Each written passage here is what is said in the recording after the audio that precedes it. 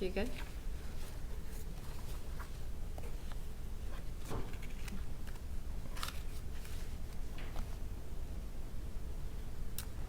All right, good afternoon, everybody. Today is Monday, May the 4th, week 9 of COVID-19 here in Montgomery County. I am Dr. Val Arkush, Chair of the Montgomery County Board of Commissioners. I'm here with Vice Chair Commissioner Lawrence, Dr. Al Wong, Regional EMS Director, and Megan. Thank you for translating. So since our press release on May the 2nd, we had 97 new cases of COVID-19 on Sunday, 28 of which are from a long-term care facility, and 88 new cases for today, Monday, of which 36 are from a long-term care facility. These new positive cases in Montgomery County brings us to a total of 4,570. You will see on our hub site this afternoon that we will be reporting out cases from long-term care facilities as well as from our correctional facility that are new cases. And I want to just emphasize that the total daily new cases is the total. So if there's long-term care facility cases, those are not in addition to the total. Those are part of the daily total. These positive individuals are from 35 municipalities, none of which are reporting new cases. So that keeps us at 61 of our 62 municipalities that are home to individuals with COVID-19.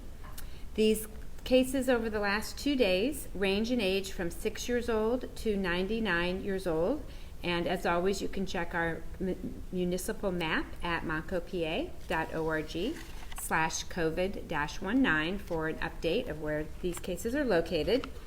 There were 110 females and 75 males. 3 were known to be hospitalized. 26 are known to be at home in isolation. And 156 we do not have information on. I am also saddened to confirm that 8 more Montgomery County residents have lost their lives to COVID-19, which brings us to a total of 314 deaths that are confirmed positive from COVID-19. 4 of these individuals died at the hospital, 2 at a residence or other facility, and 2 are not known to us. They ranged in age from 52 to 94. Overall, since the beginning, we have had 166 females and 148 males who have lost their life to COVID-19. 12 of these individuals have self-identified as Asian, 2 as Asian Indian, 3 as Asian Korean, 29 as African American or Black, 93 as white, and 175 we do not have information on. Now, in terms of probable deaths, and as a reminder, these are deaths that COVID-19 is listed as a cause of death on the death certificate, but we do not have laboratory confirmation at the time that we're reporting.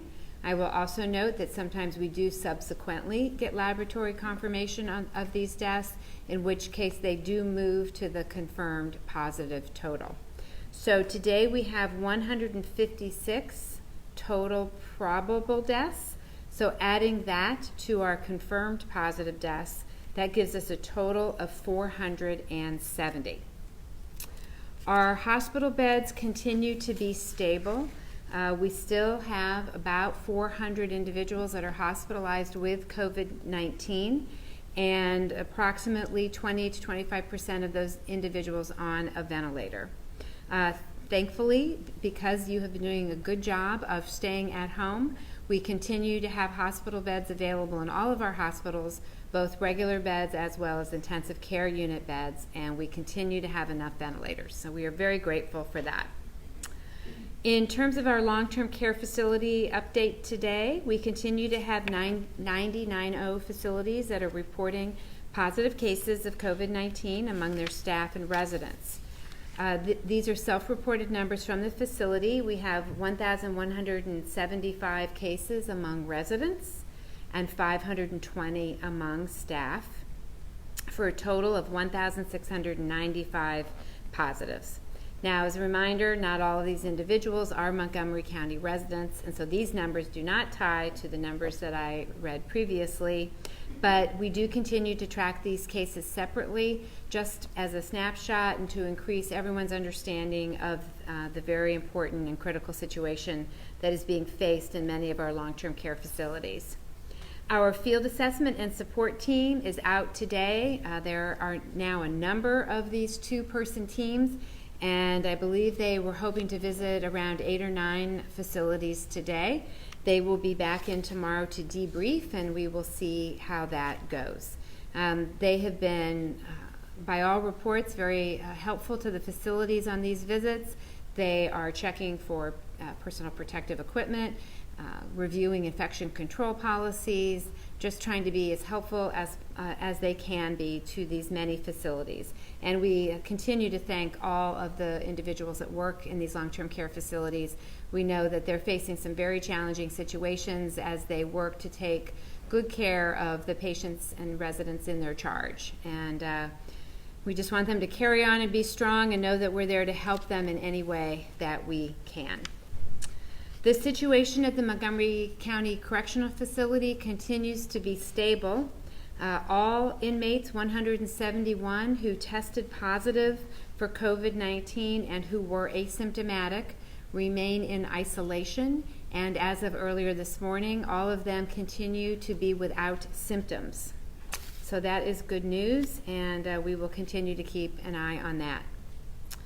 Our community-based testing sites are both open, at least mostly open today. The Norristown Walk-Up Community Testing Site was open from 11 to 1 today, and weather permitting will be open every day this week. We want to thank the Delaware Valley Community Health Group, President and CEO Dr. Scott McNeil, and Dr. Julia DeJoseph, the Vice President and Chief Medical Director at the clinic in Norristown. They've been wonderful partners to work with, and they are providing a very important service for individuals who are residents of Norristown for a facility where they can walk up. Again, no doctor's order is required, and there's no cost for this testing. Appointments for Norristown residents will open again tomorrow morning at 8:30 a.m. by calling 610-592-0680. And again, the clinic runs from 11 to 1. It's just for testing. There's no treatment available at the clinic. The Montgomery County Community College site, the drive-through site, was open most of the day today, but because of high winds forecasted this afternoon, we did shut down a little bit early today. I want to continue to thank the community college, Whippane Township and their police department, the National Guard, and the several county departments that are assisting at both of these sites. Everyone's doing a phenomenal job. Between April 16th and May 1st, at these community sites, we've now tested a total of 3,266 individuals. We have received results on 3,117. You may be noticing that we are getting our results back a lot more quickly than we did a few weeks ago, so that's really feels like some true progress. So we've gotten 95% of those results back. 466 of these individuals are positive. So for these first 15, 16 days, we're running 15% positive. We're just kind of stuck there. The appointments for Tuesday will open up at 8 a.m. Tuesday morning for the drive-through site, and those appointments can be made online at montcopa.org/COVID-19 by clicking on the County Testing Information button, which is a green button near the top of the page. Or if you don't have good internet access or an email, you can call 610-631-3000. And again, that's for the drive-through site at the community college, and those appointments will open at 8 a.m. tomorrow morning. And finally, I just want to thank everybody who was outside this weekend but worked hard to maintain social distancing. I spent some time Saturday morning on the Schuylkill River Trail on my bike and really saw a lot of good things happening. Most people were in masks. Many people had them down but would pull them up as they were passing people. It was great to see that happening. and I just want to encourage everyone to keep it up. I know as the weather's getting nicer, it's great to get outside and get some fresh air and let your mind clear a little bit, but we just need to continue to do that in a socially distant way. We still have a ways to go here to get our numbers coming down, and I think we're just on the cusp of starting to do that, but we need to keep at it. We cannot let up. This is not yet the time. And with that, I will turn over to Commissioner Lawrence.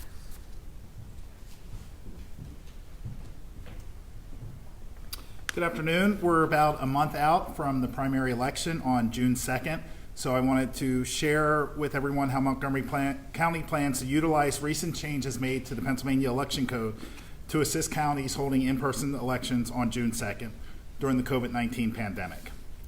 On May 11th, the County Election Board will vote on a plan to reduce our physical polling locations by 60% for the primary only. This means instead of 352 polling locations, there will be 140 locations. Most polling locations will host 3 or more precincts in one location. This proposed plan will move all polling locations into public schools for the primary election only. Since normal school operations are suspended for the remainder of the year, school buildings provide a space that provides the least chance of exposure to any individual not directly involved in the election day activities. School buildings are also uniquely equipped to handle the amount of voters we may see on election day and provide adequate parking and space for social distancing. After the election, all buildings will be sanitized and left in the same condition as prior to election day. This plan has already been communicated to the superintendents of the Montgomery County School Districts. As required by law, county representatives have started posting notices on the door of and in areas close to each polling location to alert the public of the proposed changes. Once the plan is voted on at the May 11th meeting, a letter will go out to every voter impacted by the changes, so please be looking out for that. These proposed changes will also be posted by the end of today on the Voter Services website at www.montcopa.org/voter services. This plan will also allow us to have an adequate number of poll workers at each location. Clearly, this will not be a normal election, and we will be taking every precaution we can to protect our citizens, both voters and poll workers. Our poll workers will be provided masks and gloves. We will have face shields available for those poll workers who are required to interact more directly with the public. Voting equipment will be sanitized prior to the opening of the polls and on a regular basis throughout the day. Floors and areas where lines could occur will be marked to remind those the adequate space required for social distancing. We are also asking voters to bring their own pens if they can and to wear masks. Hand sanitizer will be provided at all of the polling locations. If you are uncomfortable voting in person on June 2nd, you can still apply to vote by mail at www.votespa.com. Pennsylvania offers no excuse, vote by mail. The deadline to apply to vote by mail is May 26th, and the ballot must be at Voter Services by 8 p.m. on June 2nd. This is the safest way to protect yourself, your neighbors, and our poll workers while you exercise your right to vote. If you have already applied to vote by mail, ballots have started to mail. If you provided an email address, you will get an email when your ballot is mailed. You can also call Voter Services at 610-278-3275. That's 610-278-3275. And please be patient with them. They are receiving a lot of calls and taking extra steps to ensure that we have a safe election. And with that, I'll turn it back over to Val. All right, thank you. I am happy to take questions. Some neighboring counties have asked the governor to consider not counting long-term care facility numbers. I know we talked about this last week. Secretary Levine today said that that's not an option, that those numbers will be counted. I'm wondering, is there anything in the middle of not counting them and counting them? Is there some way to maybe rate them or anything? Well, I haven't seen, so the question is, or the comment is, that some of our neighboring counties have, I guess, asked the governor to not count individuals in long-term care facilities as part of their county counts. I've heard some conversation about it. I haven't seen anything in writing, so it's hard for me to comment on exactly what they said because I haven't seen it. But I will say this, that first of all, these are our grandparents, our parents, our brothers and sisters. These are human beings that are in long-term care facilities. And they are there for lots of different reasons. Some are there because they require a lot of daily care and maybe too much care for a family member to do on their own. Some of them don't have a lot of family members. Others are there for shorter stays, perhaps recovering from a stroke or a hip replacement or something like that. So these are members of our community, and they should be treated with respect and care as we would any of our parents or grandparents. I also want to remind people that when these individuals go to the hospital, and not all do, some do have what are called do not hospitalize orders, and that is at their request or their family's request. But if an individual does go to the hospital, they usually go there by an ambulance, so they call 911, and that brings a paramedic team to safely transport them to the hospital. And then, of course, once in the hospital, they are obviously occupying a bed in the hospital and using those hospital resources. So in my mind, they absolutely count, both as human beings, most importantly, but also as individuals that could make use of our healthcare system. I do think that as we continue to look at our numbers, it is reasonable to do as we are doing, which is to begin to separate them out, which is actually not as easy as it would seem on the surface, because the results don't come in separated out by long-term care facility.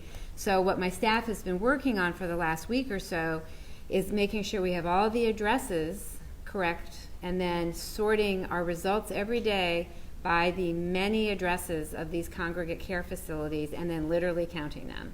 Like, that's what it takes. There's no easy way to separate them out, but we're doing it, and we're starting today, as I announced, and looking at them separately, because I do think it's possible, I don't have the data to prove this yet, but I do think it's possible that we may see differing rates of both infection and decline when comparing individuals in the community to individuals who live in a congregate setting like a long-term care facility. And that it may be quite appropriate to look at those rates separately and perhaps assess those rates differently. So separating them, not discounting them, basically. We're going to separate them. I said, I've been talking about doing that for a week. We will never discount these people. That's just a word. So to make it clear, you've said all along that the number, when you give the long-term care facility numbers, the large number of cases is not always Montgomery County residents counted in that. Right. Let me just go back and remind you. The question or the comment was that when I give sort of that big wrap-up of cases, that long-term care facilities with their staff, those are not necessarily Montgomery County residents. And where that number came from was several weeks ago, my staff started calling and checking in with about 620 congregate facilities here in the county. They don't call them all every day, but when it started to become clear to us that some of these facilities were having some specific challenges, we started doing some check-in calls. And so those numbers are just self-reported by the center of how many positives they have and how many staff they have that are positive. And we're just keeping an eye on that as a general way to remind everybody that this is a challenging situation right now. So we can't take that number, the number of residents and staff, and divide it by the number of total cases and say that's the percentage, right? That's correct. So we cannot take that total number that I give you and in any way use it to parse out or anything, the big number. So just to go back, so this morning we had 97 new cases from Sunday, 28 of which were from a long-term care facility in the county, and then 88 new cases for today, 36 of which were from a long-term care facility. And we are, as of today, we're going to put that daily number up on the hub. We don't have the cumulative number from when this started, March 7th. I mean, my staff it would take days probably to go back at this point and check every address. So we're just going to do the daily count going forward. And that daily count is Montgomery County residents? Correct. Those are Montgomery County residents. And those are not staff either. Like, that's just actual long-term care facility residents whose permanent address is in Montgomery County. So it could be that there are a handful of patients that are there, maybe rehabbing or something, whose permanent address is in a different county. We don't get those results when we pull them down from the state. However, unlike the staff situation, where the staff are from kind of all over, the residents, for the most part, the vast majority of them are Montgomery County residents. Yeah. I haven't asked about the surge facility, or we haven't asked about the surge facility in a while. Yeah. Is that still up there? The question is, the surge facility at Suburban Community Hospital is still there, and thankfully we have not needed it. So all of the equipment and everything is still there. It's still set up. We deliberately did not bring in the staff to staff it, and that was always the plan. We knew that they could provide staff within 24 hours if we needed it, so we just held off, and all of our hospitals knew that we needed 24 hours to activate that staff if they thought they were really going to be out of space. So we've continued to keep in close contact with our hospitals. They are all continuing to do okay, and thankfully have not needed that surge capacity. But it was incredibly reassuring to all of us to know that it was there in case we did need it. And the 8 more deaths is 2 days, or did I miss that? Or is that? That's correct. That is 8 deaths over 2 days.